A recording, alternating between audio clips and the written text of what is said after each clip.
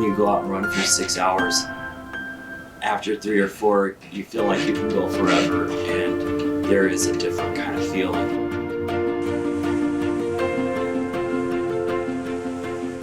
Immediately after a finish, it's kind of like when you've been tripping acid and you're coming down or something like that. You know, it's like you're not sure really if that other person is going to melt or not, or you know, if they're really, though, if you're just on such a different wavelength than other people. You know that if you stop moving, you're probably going to fall asleep, no matter what's going on around you. When I was using it, I was always putting masks on. I didn't even want to know who I was when I was using. I didn't want to face who I was and those hard truths. When I'm out on mile 80, I've pulled off every possible mask that I might possibly wear. I'm getting down to the core of who I am. And that's why I love these things, because you don't know if you're going to make it. You know, it's so different from the neighborhood 5K where everybody at the starting line is most likely going to finish. I'm not knocking that neighborhood 5K either, but it's just a completely different thing at the start of 100 where a third of the people may make it to the finish line, and you don't know if you're going to be one of those people. Usually what stops people, it's all up here. It's their heads, it seems.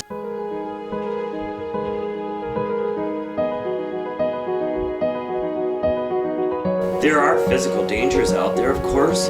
I know some people who like break their arms and keep running, or sprain their wrists and keep running, that kind of thing.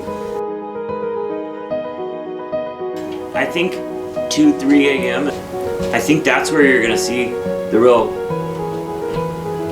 stories play out, is the people who are trying to get, they pull into the pit stop, trying to get fixed enough to keep moving. As you're running, you talk to people, of course, other people running it. And I'm talking to a guy who, the week before, he was working with natives in the Amazon, or somebody else who's running it because of a dead friend or whatever. And I just thought everybody's got these, everybody running this thing is a novel unto itself. I need to tell some of these stories. I spent the next 2 years just basically talking to people and getting to know people. Writing about things that I loved, and a lot of times it was traveling to places and running with people.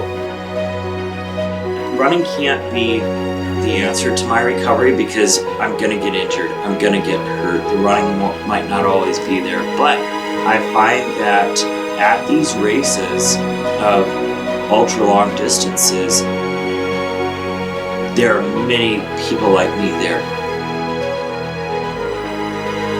If we're gonna get to know each other, let's go for a run.